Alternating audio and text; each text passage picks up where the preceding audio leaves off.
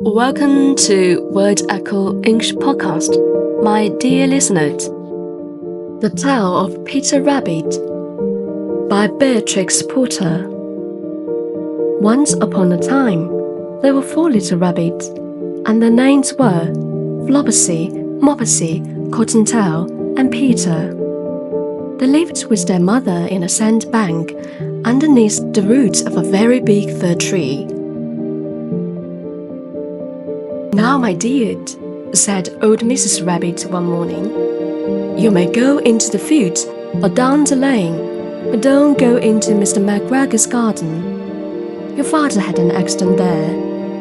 He was putting a pie by Mrs. McGregor. Now run alone, and don't get into mischief. I am going out."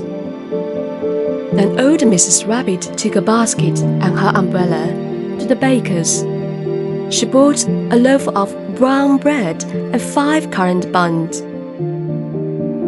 Flopsy, Mopsy, and Cottontail, who were good little bunnies, went down the lane to gather blackberries. But Peter, who was very naughty, ran straight away to Mr. McGregor's garden and squeezed under the gate. First, he ate some lettuce and some French beans, and then he ate some radishes, and then, feeling rather sick, he went to look for some parsley. But round the end of a cucumber frame, who should he meet but Mr. McGregor? Mr. McGregor was on his hands and knees planting out young cabbages, but he jumped up and ran after Peter, waving a rake and calling out, "Stop, thief!" Peter was most dreadfully frightened. He rushed all over the garden, for he had forgotten the way back to the gate. He lost one of his shoes among the cabbages, and the other shoe amongst the potatoes. After losing them, he ran on 4 legs and went faster, so that I think he might have got away altogether if he had not unfortunately run into a gooseberry net and got caught by the large buttons on his jacket. It was a blue jacket with brass buttons, quite new. Peter gave himself up for lost and shed big tears. But his sobs were overheard by some friendly sparrows, who flew to him in great excitement and implored him to exert himself. Mr. McGregor came up with a sieve, which he intended to pop upon the top of Peter. But Peter wriggled out just in time, leaving his jacket behind him, and rushed into the tool-shed and jumped into a cane. It would have been a beautiful thing to hide in, if it had not had so much water in it. Mr. McGregor was quite sure that Peter was somewhere in the tool-shed, perhaps hidden underneath a flower pot. He began to turn it over carefully, looking under each. Presently Peter sneezed. Pretty sure Mr. McGregor was after him in no time, and tried to put his foot upon Peter, who jumped out of a window, upsetting 3 plants. The window was too small for Mr. McGregor, and he was tired of running after Peter. He went back to his work. Peter sat down to rest. He was out of breath and trembling with fright, and he had not the least idea which way to go. Also, he was very damp with sitting in that cane. After a time, he began to wander about, going liberty, not very fast, and looking all around. He found a door in the wall, but it was locked, and there was no room for a fat little rabbit to squeeze underneath. An old mouse was running in and out over the stone doorstep, carrying in peas and beans to her family in the wood.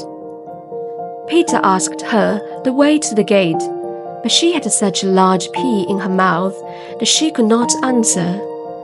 She only shook her head at him.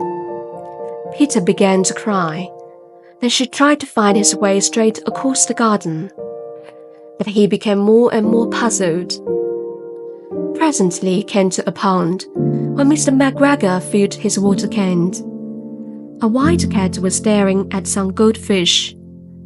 She sat very still, but now and then the tip of her tail twitched as if it were alive.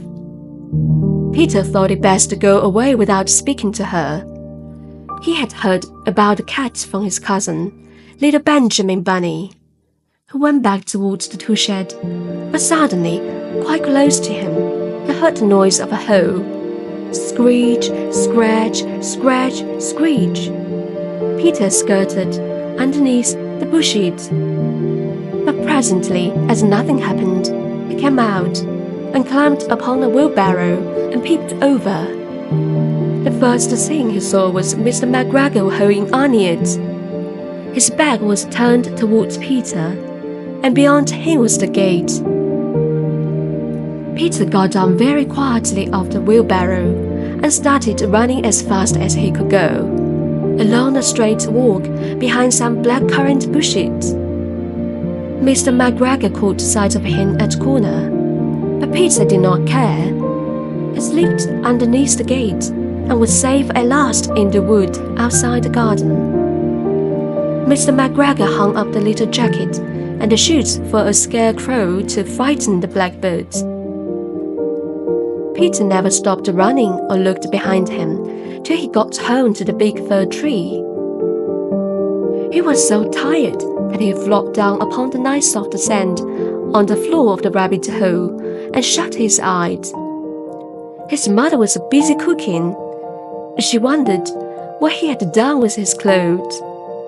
It was the second little jacket and pair of shoes that Peter had lost in a fortnight.